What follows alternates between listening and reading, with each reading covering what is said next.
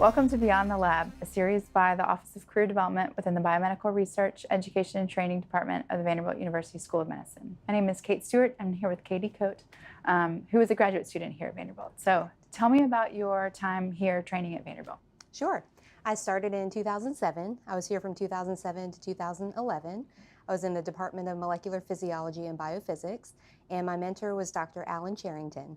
And so it was the only lab that I wanted to join. I didn't do rotations or anything. I knew exactly where I wanted to go. So it was a little bit of an unorthodox approach in that respect.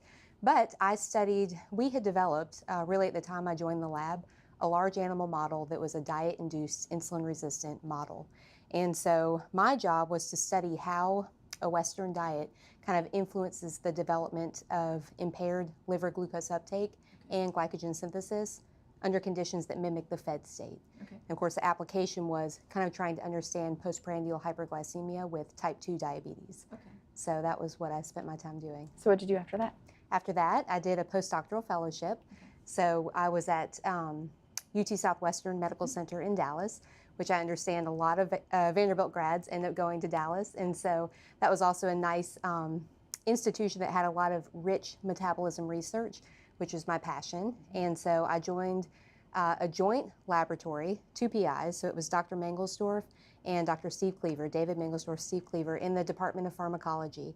And there, I kind of switched from studying glucose metabolism in the liver in a large animal model to pancreas physiology and digestive physiology, looking at a hormone called FGF21.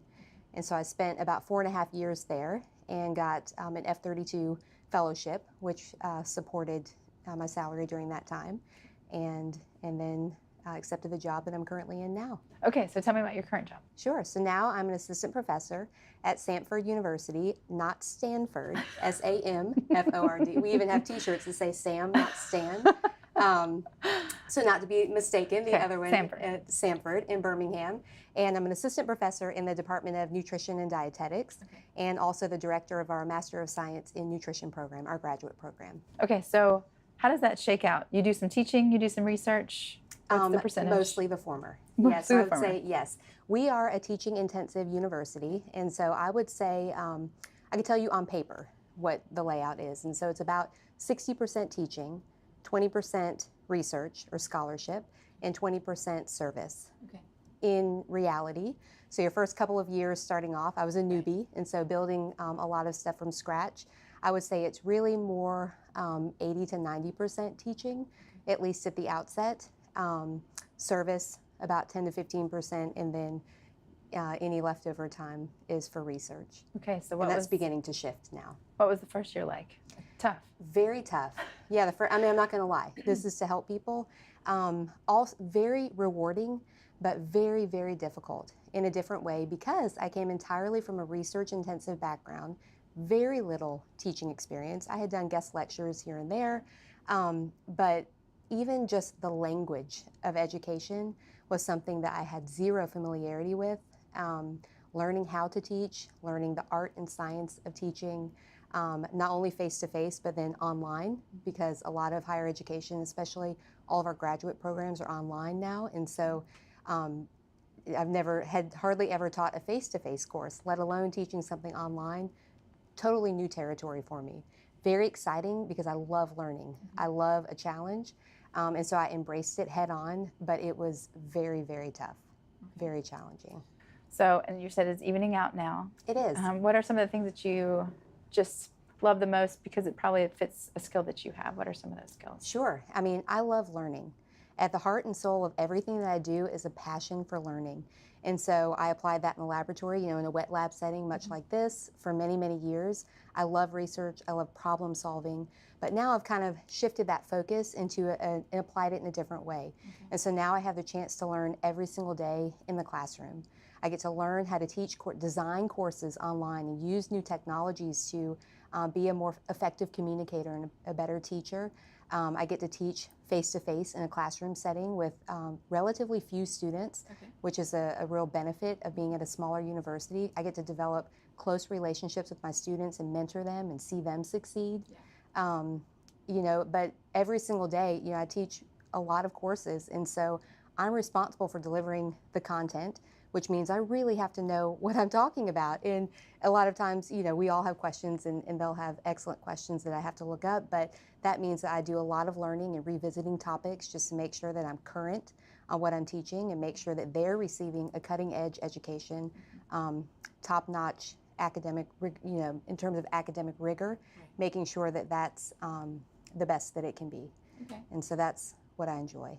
So what are some of the things that you wish you had known before you started this whole program or process? I think that, when I was a grad student, and especially even when I was a postdoc, I was so singularly focused on being a PI of a lab.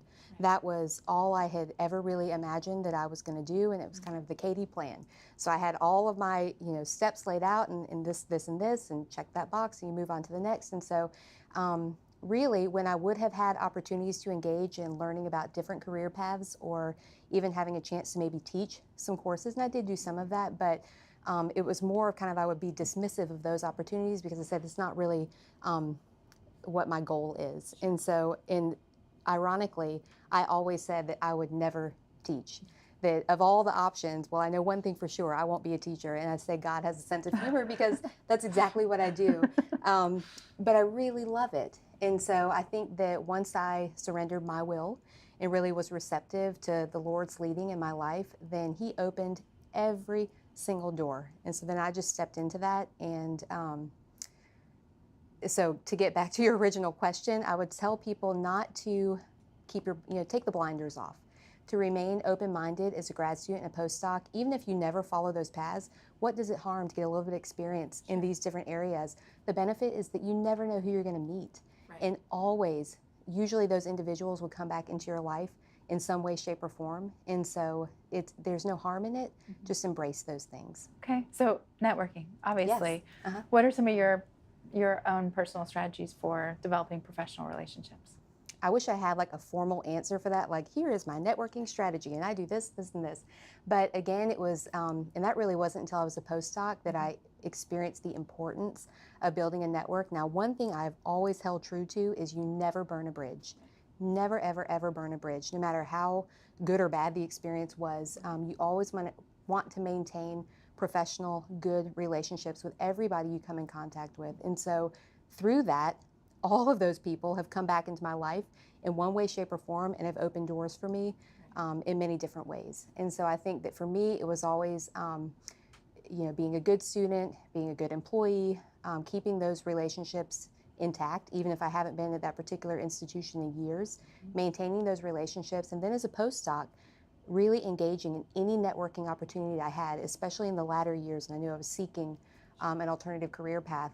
Just even if I thought, I don't know, this probably isn't anything I'm going to do, but I would go and investigate and meet as many people as I could, and not always to meet people because you want something from them, just to meet people because we're all people.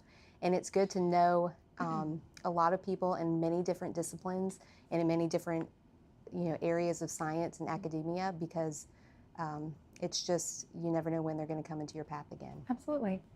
What activities would you encourage current PhD students and postdocs to participate in now, if they're interested in the path that you're pursuing? Sure. I think if they're interested in teaching, it seems obvious, but I would try teaching. Maybe get a couple, do a guest lecture here, or ask your PI or your mentor, whoever, if you could teach a portion of a lecture that's related to content that you're very familiar and comfortable with. Okay. Practice public speaking and effectively communicating. That teaching is so much more than just transferring knowledge. There's a science. People get degrees in this. I didn't happen to be one of those, so I've learned a lot of things along the way. But I think that any teaching opportunity that they can have, whether it be tutoring, mentoring, or actually formally teaching a lecture, any of those opportunities, especially if it's an opportunity to maybe teach something online, or now a lot of those YouTube videos are really popular. The Khan Academy videos and stuff, any way that you can engage, use technology to engage your audience and to try to make something interesting and exciting, those would be all opportunities that I would say embrace those full on and get as much experience as possible, because although the majority of the skills that I learned in the lab were transferable, you still need that formal teaching experience, really to ultimately land that job that you want. Now I say that I am an exception to that rule, but teaching is very important. Okay, good. So tell me about your work-life balance. How's that going, especially with the first year behind you in teaching? What is that like?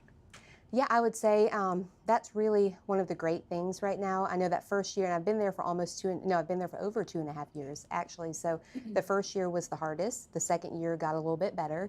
And of course, I'm a perfectionist, so I always wanted to change the textbook and redo the course. And so I've gone through multiple iterations of several of the courses, but now I'm pretty happy with the content. And so now I just get to refine it with time, which is the fun part. And so in terms of work-life balance, whereas it used to be, it would always kind of creep into the weekends and there was no getting around that. Now I'm beginning to see kind of the light at the end of the tunnel and having a weekend day to myself and my husband where we can just do things that we didn't have time to do otherwise. It's not, it's high pressure, but it's high pressure probably just because that's my personality. I have a lot of very high expectations for myself. And I think that when someone's been given a lot of responsibility, there's a lot expected of that person. And so I have the opportunity to influence young minds every single day, and that's a responsibility that I don't take lightly. And I believe that God's called me to use those talents and abilities to influence others. And so I want to give it my all. And so that may sometimes creep into the balance part of things, but I am very content. Okay, I cannot complain. Wonderful. Thank you so much for your time. We really appreciate having you back. Sure. Thank you.